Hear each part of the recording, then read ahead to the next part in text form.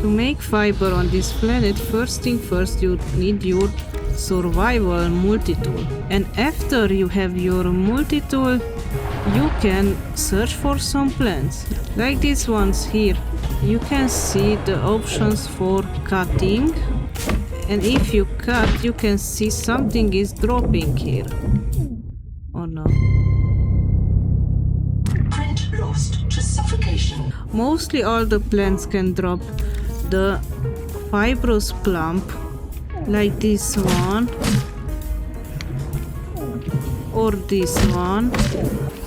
To craft your fiber, you need your Fabricator. In the Fabricator, you can find a recipe and you just click on it.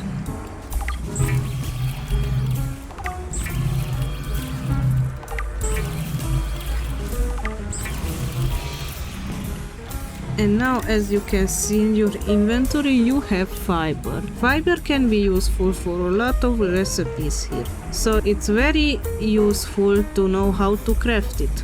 Thank you a lot for watching and I hope you have a nice day.